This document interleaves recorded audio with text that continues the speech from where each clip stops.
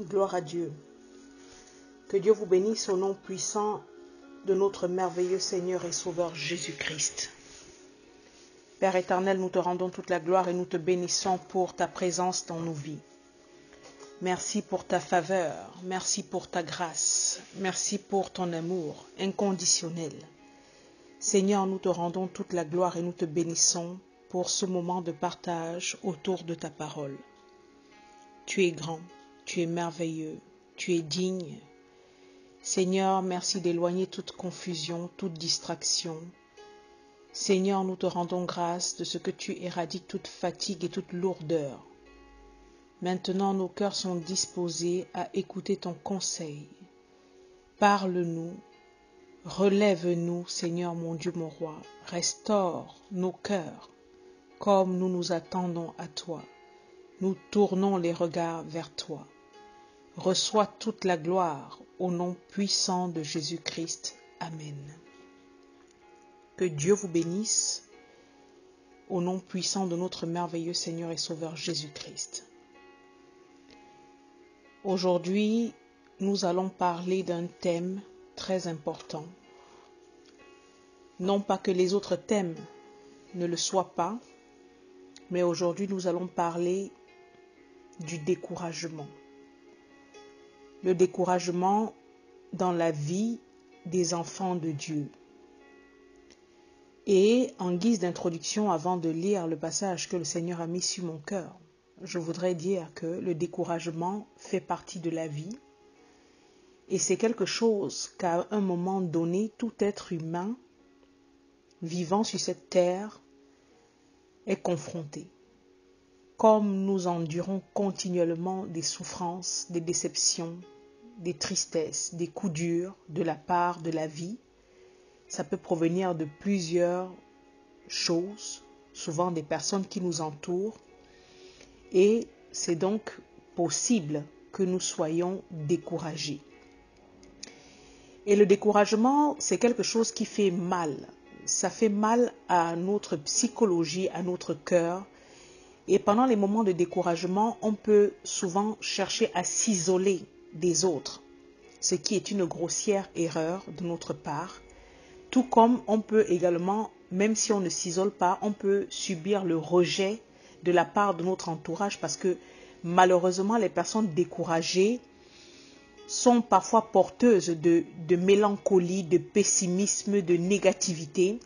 Et le quotidien étant déjà assez difficile à gérer, généralement les personnes, c'est un mécanisme de défense que des personnes manifestent lorsqu'elles sont en face des personnes découragées, à force d'écouter tout le temps les problèmes, à force d'écouter tout le temps l'amertume qui sort de leur bouche, leur apitoiement, préfèrent comme ça un peu couper les ponts. Donc les personnes découragées sont des personnes qui sont en souffrance. Aujourd'hui, au travers de cet enseignement, je voudrais te dire à toi mon frère, à toi ma sœur, si tu es découragé, sache que cet enseignement est pour toi. Parce que il n'y a aucune situation difficile que le Seigneur, Dieu Tout-Puissant, ne soit capable de résoudre. Et je voudrais également dire que, en tant qu'être humain, nos épaules sont faibles et très légères pour porter de lourds fardeaux au quotidien. C'est pourquoi le Seigneur dit dans Matthieu 11, verset 28, « À vous tous qui êtes fatigués et chargés, venez à moi et je vous donnerai du repos. » Au verset 29 et 30, il dit, « Prenez mon joug sur vous et recevez mes instructions, car je suis doux et humble de cœur, et vous trouverez du repos pour vos âmes, car mon joug est doux et mon fardeau léger. » Qu'importe ce qui t'est arrivé dans le passé, qu'importe les souffrances que tu as endurées, sache que chaque chose a une fin et que ce découragement peut et doit s'arrêter. Que le Seigneur parle encore à ton cœur au travers de cet enseignement, au nom puissant de notre merveilleux Seigneur et Sauveur Jésus-Christ. Prenons la parole de Dieu dans l'évangile de Matthieu. Nous allons faire la lecture Matthieu chapitre 24 du verset 13 jusqu'au verset 30.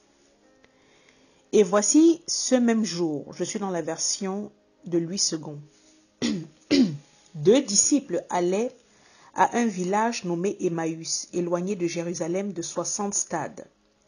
Et ils s'entretenaient de tout ce qui s'était passé. Pendant qu'ils parlaient et discutaient, Jésus s'approcha et fit route avec eux, mais leurs yeux étaient empêchés de le reconnaître.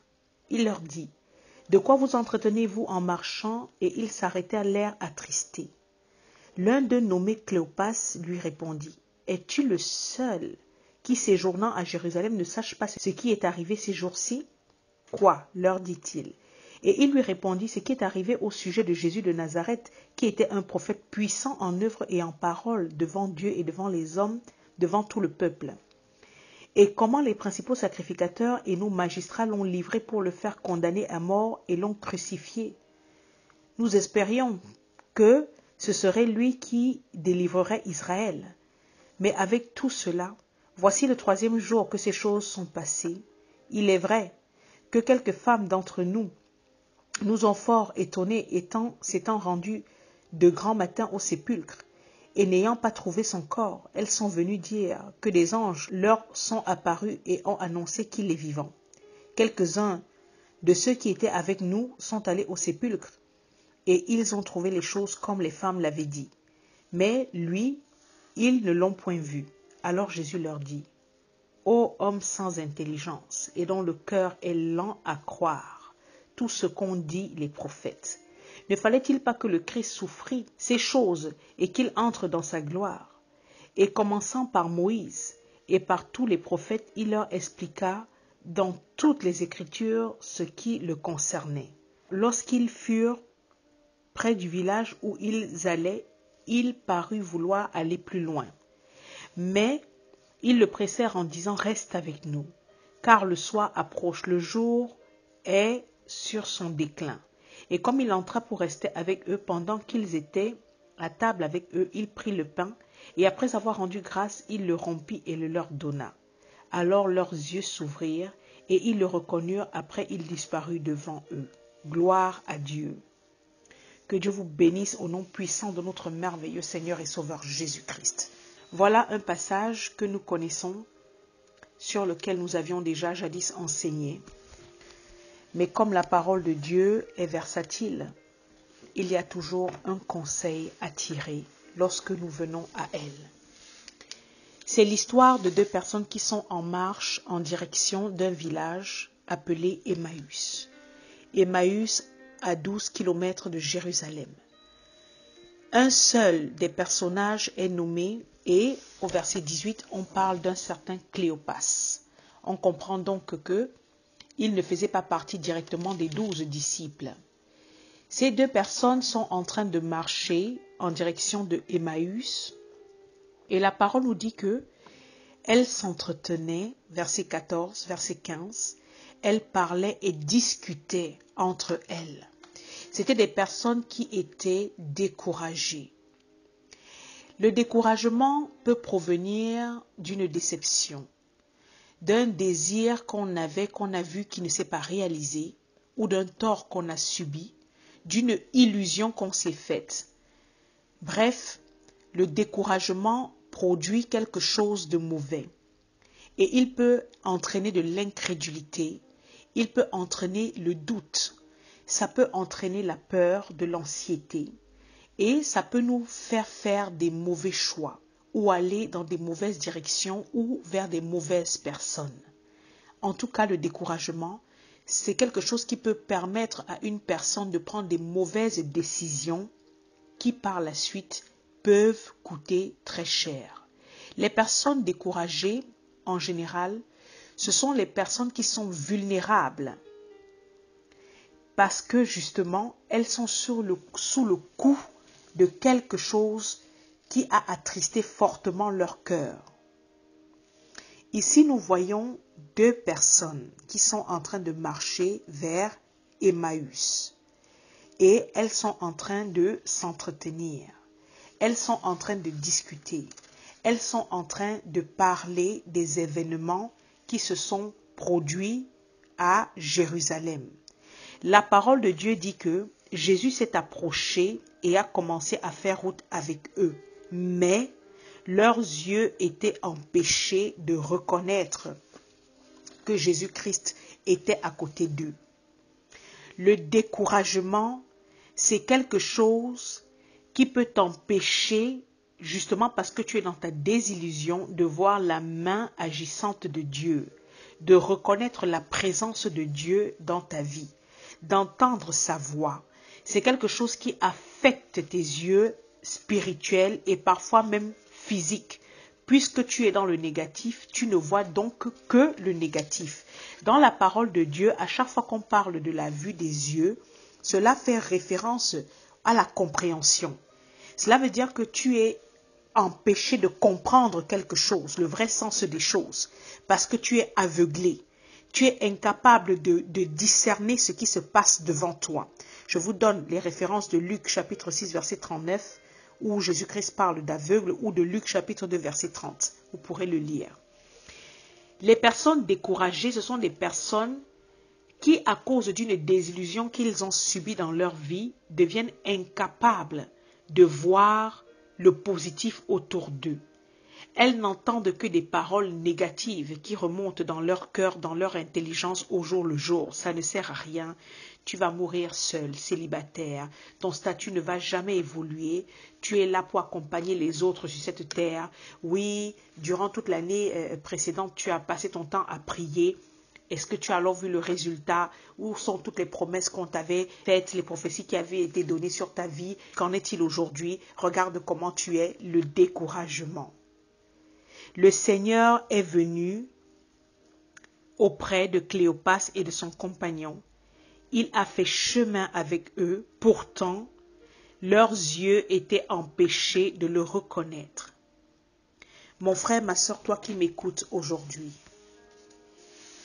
à cause d'une situation pénible que tu as vécue dans ta vie, tu ne remarques pas la présence du Seigneur au quotidien à tes côtés. Tu es resté figé, focalisé sur quelque chose qui s'est produit dans ta vie et tu as du mal à en sortir. Aujourd'hui, le Seigneur te dit, comme il a dit au verset 17, « De quoi vous entretenez-vous en marchant ?» De quoi vous entretenez-vous en marchant? Et là, on se rend compte que le Seigneur demande, qu'est-ce qui vous attriste autant? Qu'est-ce qui vous met dans cet état? Comme nous dit la nouvelle version du Semeur. Et on voit que ils s'arrêtèrent l'air attristés. L'un d'eux nommé Cléopas lui répondit, « Es-tu le seul qui, séjournant à Jérusalem, ne sache pas ce qui est arrivé ces jours-ci? » La version du Semeur nous dit l'air sombre, le regard noir, le regard ténébreux.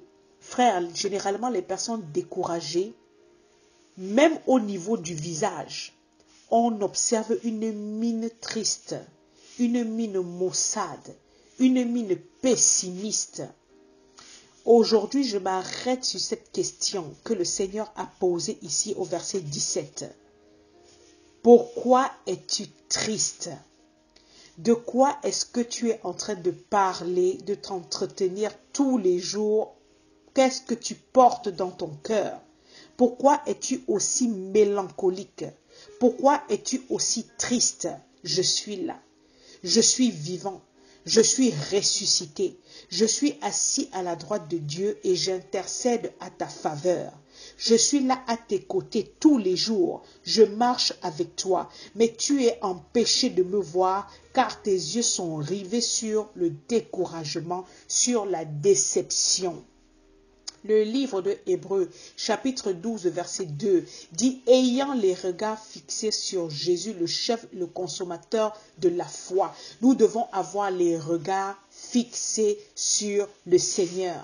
Qu'importe la tribulation, qu'importe l'épreuve, nous ne devons jamais baisser les bras, baisser les yeux. Nous devons toujours regarder au Seigneur. Rappelons-nous à la bataille qu'il y a eu à Réphidim dans le désert. Le serviteur de Dieu Moïse a gardé les mains levées jusqu'à ce que la bataille s'arrête. Nous devons toujours rester dans la prière et dans l'attente, parce que celui qui a fait la promesse est fidèle pour l'accomplir. Cléopas a commencé à raconter tout ce qui s'est passé, à dire à Jésus-Christ, mais est-ce que tu es le seul qui ne sache pas ce qui est arrivé, ce qui est réellement arrivé? Et ça, c'est même un peu ironique, parce que s'il y a bien une personne qui pouvait savoir ce qui s'était passé, qui maîtrisait ce qui s'était passé, eh bien, c'est le Seigneur, puisqu'il en était l'acteur. Le Seigneur l'a écouté. Et comment qu'il a commencé à parler? Et il a commencé à dire que oui, eux-mêmes, ils reconnaissaient que le Seigneur Jésus-Christ était un prophète puissant en œuvre et en parole devant Dieu et devant le peuple. Mais si c'est le cas, puisque tu le dis, puisque tu as entendu ces messages, puisque tu as vu ces délivrances, ces miracles qu'il a accomplis, puisque tu as vu qu'ayant annoncé sa mort, que 3 jours après, il y a eu des rumeurs, il y a eu des femmes, il y a eu Pierre et Jean qui sont partis aussi témoigner que le tombeau était vide. Pourquoi est-ce que tu es dans cet état? Pourquoi tu es dans cet état de découragement, de tristesse, alors que tu as vu de tes propres yeux ce que le Seigneur avait annoncé? Au travers du découragement, l'adversaire ouvre la porte à la contrefaçon. Il ouvre la porte au doute. Il ouvre la porte à la confusion. Oui, tu sais que la parole de Dieu est la vérité. Tu sais qu'elle est chargée de la toute-puissance de Dieu, qu'elle est autorité incontestable et incontestée. Mais pourquoi est-ce que tu es dans cet état? La parole de Dieu dit que nous devons tenir ferme. Ésaïe 26, verset 3. À celui qui est ferme dans ses sentiments, tu assures la paix parce qu'il se confie en toi.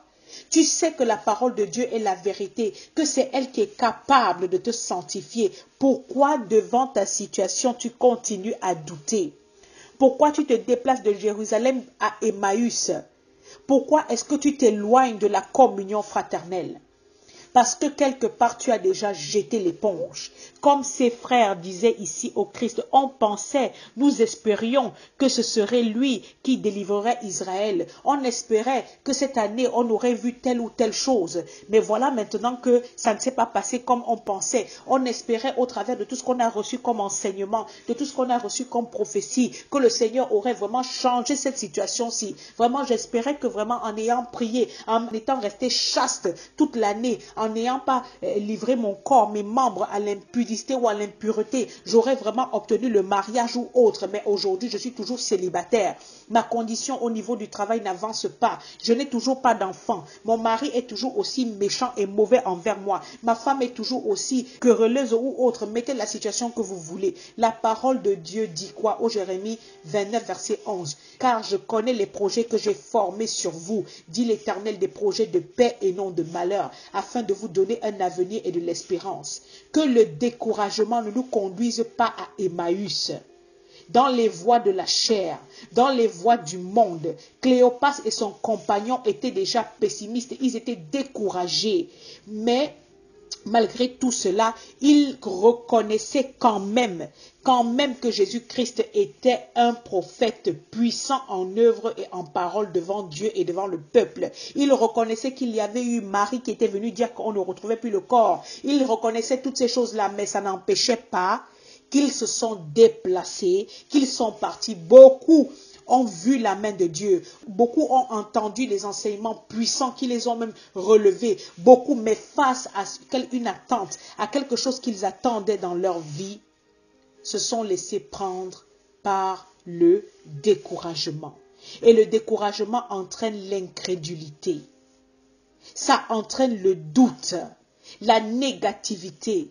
Tu es incapable de voir que le Seigneur marche avec toi. Que le Seigneur, oui, peut-être cette situation que tu attendais ne s'est pas passée comme tu voulais. Mais à côté de ça, il y a des grâces dans ta vie. Il y a des grandes avancées. Il y a des portes qui se sont ouvertes. Tu négliges tout cela. Tu bafoues cela parce que tu es resté figé seulement sur un domaine que tu voulais. Mais tu oublies que Dieu est le maître des temps et des circonstances. Et qu'il fait toutes choses bonnes en son temps.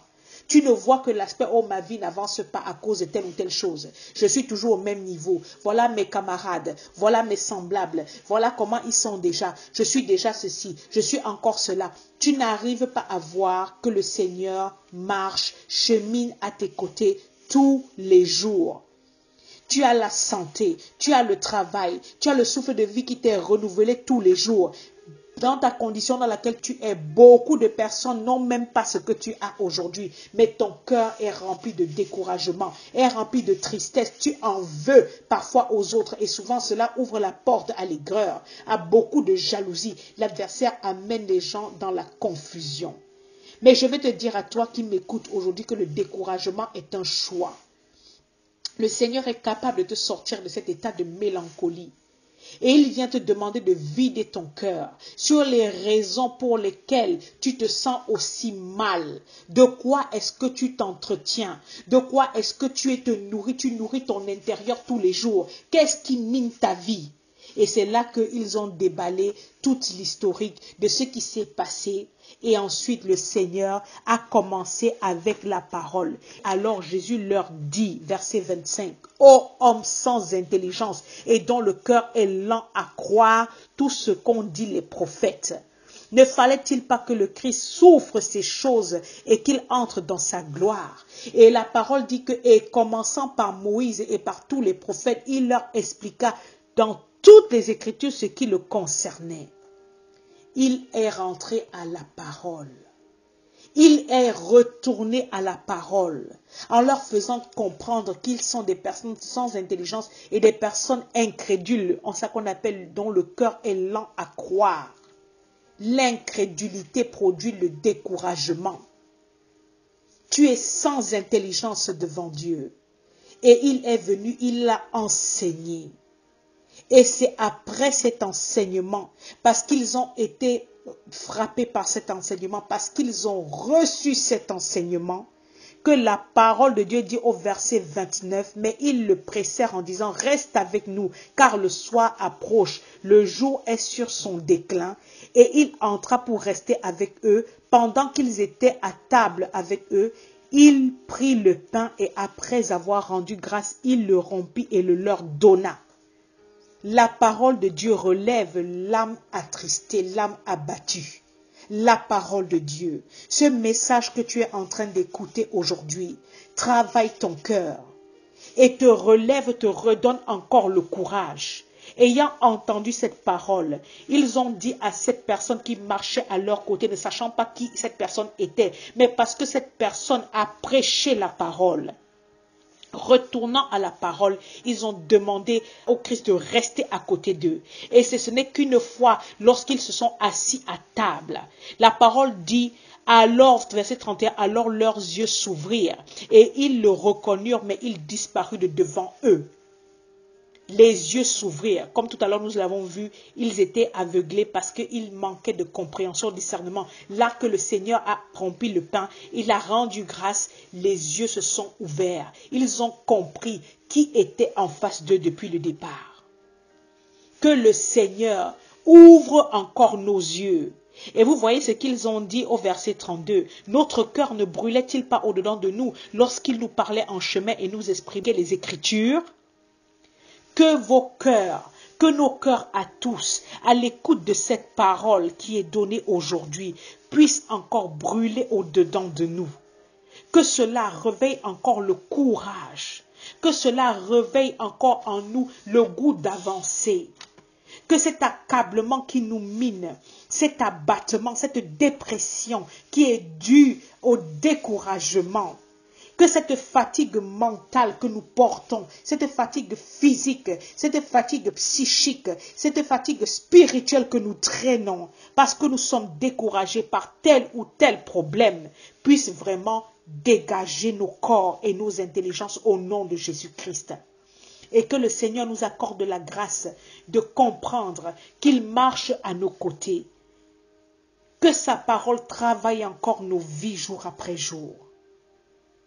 Le découragement, c'est quelque chose qui entraîne la perte de vision. Cela entraîne l'abandon. On a déjà jeté l'éponge. On commence à être résigné. Mais le Seigneur n'a pas encore dit son dernier mot. Dieu n'a pas encore dit son dernier mot. Si nous reconnaissons que la parole de Dieu est la vérité et la parole de Dieu est véritablement la vérité, alors accrochons-nous fermement à cette parole pour pouvoir voir les promesses de Dieu en manifestation dans nos vies. Que Dieu vous bénisse au nom puissant de notre merveilleux Seigneur et Sauveur Jésus-Christ. Amen.